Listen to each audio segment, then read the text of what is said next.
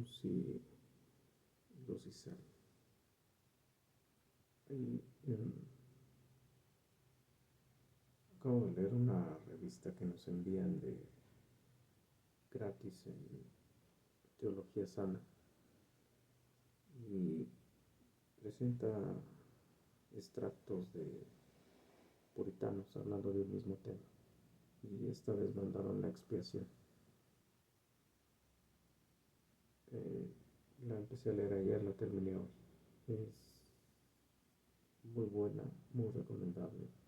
Eh, ojalá la revises, por ahí la subo luego en las publicaciones que hago en Facebook, en Instagram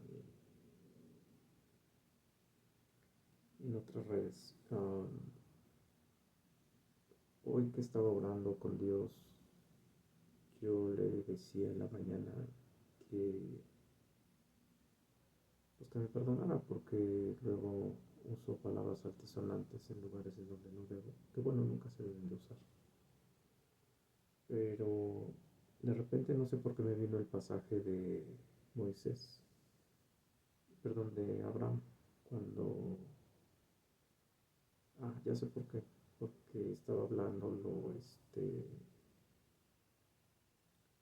el pastor que dirige el coro, bueno, el canto, eh, estaba hablando de la Biblia, estaba hablando precisamente de Abraham. Y se me vino este pasaje donde dice, donde su hijo le dice, su hijo Isaac le dice, bueno, traemos la leña, traemos el fuego, pero ¿dónde está el cordero?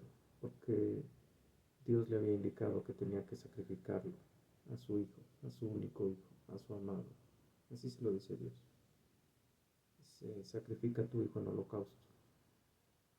Y, y dice que Abraham dijo sí. Y al otro día enalbardó el asno, se fue con el hijo.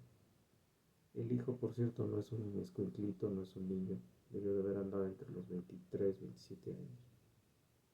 Y, y no hay huellas ni signos en el pasaje de resistencia, ni de lucha, ni de pataletas, ni de nada. O sea, es muy directo.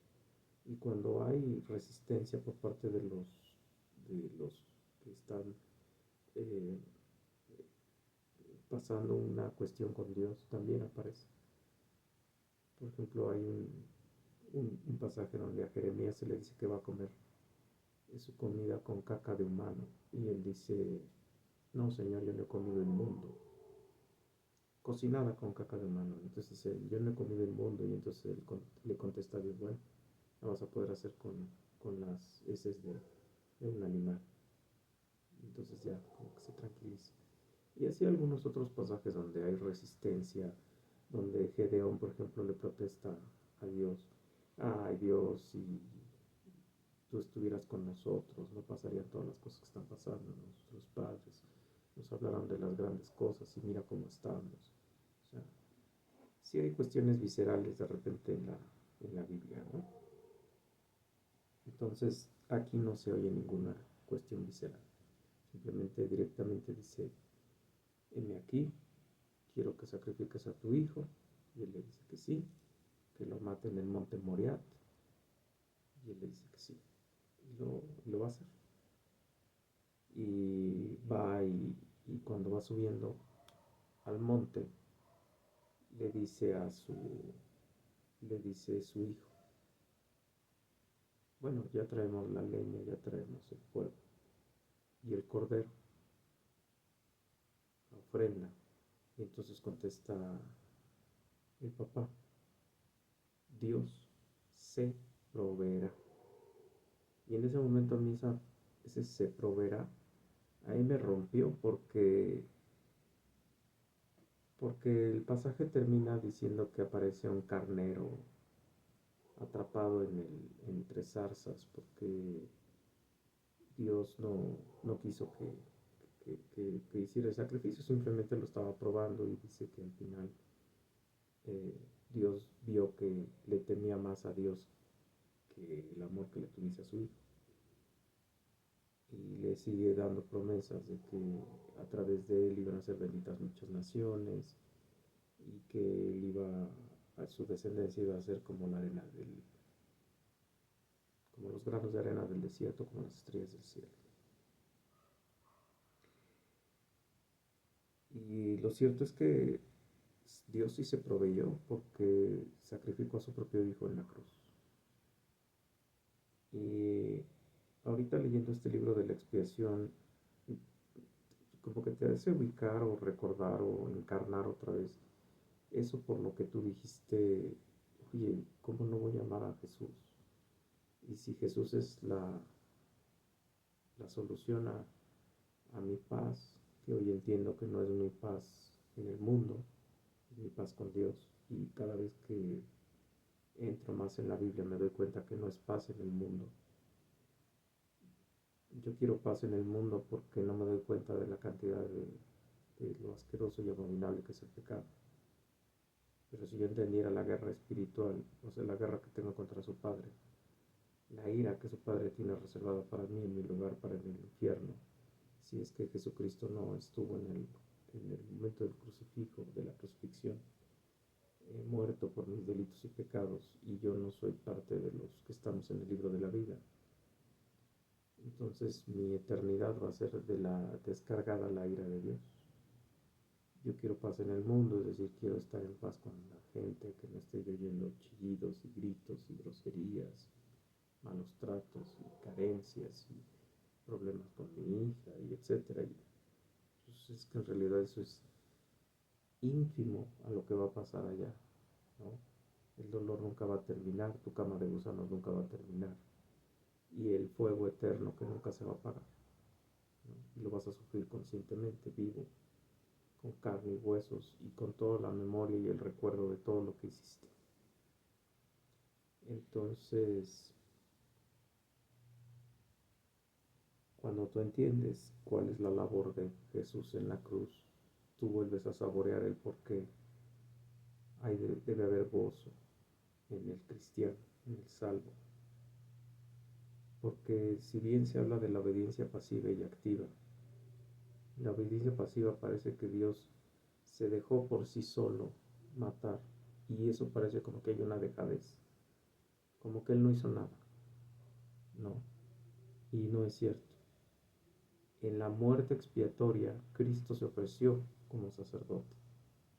Cristo se ofreció no solo como víctima, sino como sacerdote.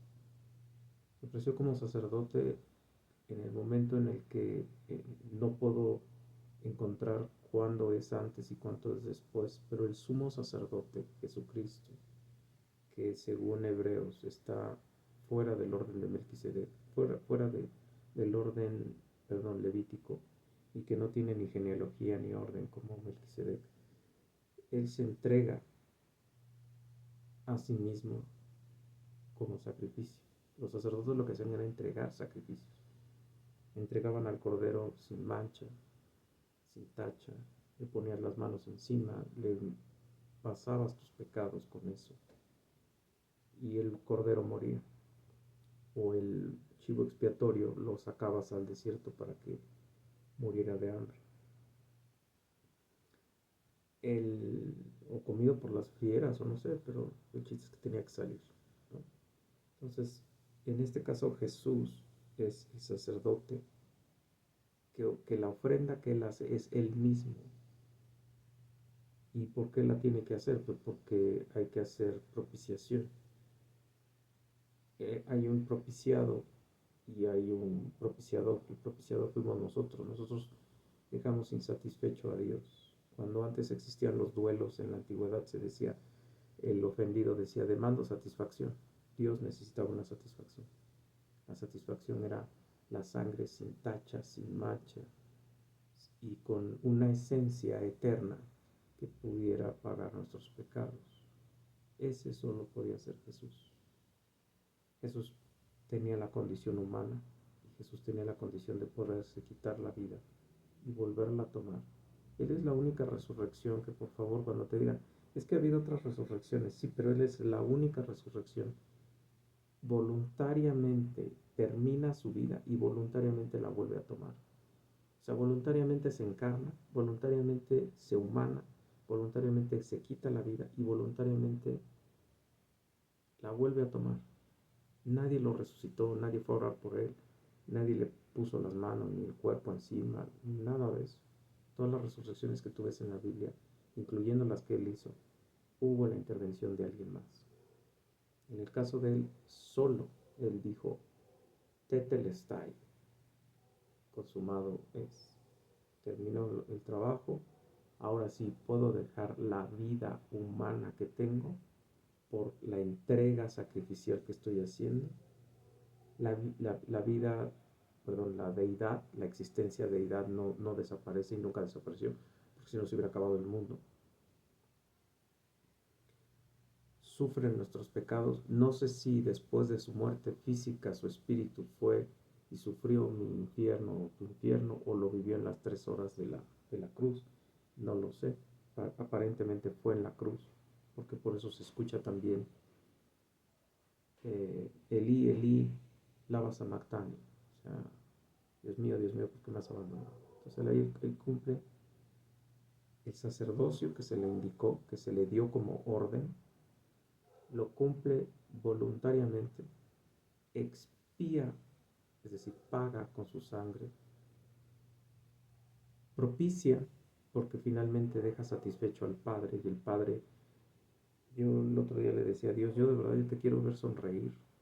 A lo mejor porque tengo la mala experiencia de mi mamá y de las mamás que tengo alrededor, que lo único que oigo es que siempre están insatisfechas y siempre están gritando y siempre están enojadas. Yo siempre creo que Dios está enojado conmigo, porque no puedo ser perfecto. Quiero cumplir la ley y quiero hacer las cosas que Él quiere, pero nunca las cumplo. Entonces yo siempre digo, Dios, ojalá un día te ponga una sonrisa en tu rostro y yo la pueda ver, y yo pueda ver que tengo un papá que me ama, que me abraza, y un hermano que me ama y me abraza, y un Espíritu Santo que me ama. Entonces, en este texto te hacen entender que la sonrisa de Dios, la mueca de Dios, es por mi pecado. Y la sonrisa de Dios, o el fin de la mueca de Dios, es con la sangre expiatoria de su Hijo. Cuando tú pones tu fe en Jesucristo y tratas de hacer las cosas de acuerdo a la voluntad de Cristo, entonces tú puedes ver que el rostro de Dios Padre ya no está en mueca, ya no está en ira, ya no está en odio, ya no está en asco, ya no está en repulsión, sino está en agrado, complacencia, como se lo dijo a su Hijo cuando bajó a la tierra. Este es mi Hijo, bueno, cuando estuvo en el bautizo, este es mi Hijo amado en el que tengo complacencia. Me voy a glorificar en ti, me he glorificado y me glorificaré otra vez en ti. O sea, hay 2 frases en donde se oye la voz de Dios. 3, porque en la transfiguración también se vuelve a oír. Este es mi Hijo amado, a Él oí, ¿no? Entonces, cuando tú obedeces el mandamiento de Jesús de yo soy la propiciación, yo soy el sacerdote, yo soy el rey, yo soy el Mesías, yo soy el enviado, yo soy... Entonces tú entiendes lo que pasó en esa cruz, y su sangre es preciosísima por eso, porque es una sangre sin mancha, sin mácula, sin pecado, a la que se le imputan pecados. Por lo tanto, Dios acepta la imputación, es decir, te quito a ti tus pecados, a ti pecador, te los quito, se los pongo a Jesús, lo mato en la cruz. Pero además, cuando tú sales de la cruz, tú y yo somos inocentes, pero no somos justos. Entonces, para ir al cielo tú necesitas ser justo. ¿De dónde sacas la justicia? La justicia de Cristo. Cristo cumplió toda la ley. Entonces, cuando tú preguntas, ¿y la justicia? También te la da Dios. Te da el perdón de pecados frente a su Padre, frente al juez. Te da la justicia de Cristo, la justicia de Dios, hecho hombre. Y esa justicia te da pie para ir al cielo. Y Él mismo, entonces, Él es ahora en el cielo tu sacerdote, tu intercesor, tu abogado frente al Padre, ¿no? ¿Qué recibió Cristo? Recibió la maldición, incluso la maldición de la tierra. O sea, no solo recibió la maldición de su padre, porque lo trató como maldito, recibió la maldición del padre, porque las espinas en la cabeza de Jesús son producto de la maldición de Dios. Dios dijo, maldita será la tierra por tu culpa, Adán. Y lo que tú des ahora te va a producir espinos y abrojos. ¿Y qué es lo que le pusieron a Jesús en la cabeza? Espinos, ¿no? Incluso un autor puritano dice, incluso recibió la maldición de la naturaleza porque los árboles dieron su madera para que lo clavaran, ¿no? Las cuevas dieron el metal. Recibió la maldición humana, recibió la maldición de Dios, recibió la maldición de la misma naturaleza porque los elementos de la misma naturaleza le dieron vinagre. Y el vinagre no es otra cosa que la descomposición de un cuerpo para volverse alcohol. Los alcoholes, lo que tú estás tomando en el alcohol es cosas echándose a perder. Por eso son amargos. Entonces, todo eso es lo que te propicia. O sea, todo eso es lo que viste la cruz, ¿no?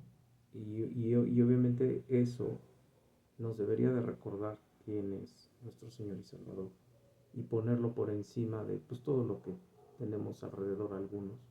Estas personas que ahorita seguramente salieron en el audio, pegándole a los perros intencionalmente, maltratándolos intencionalmente.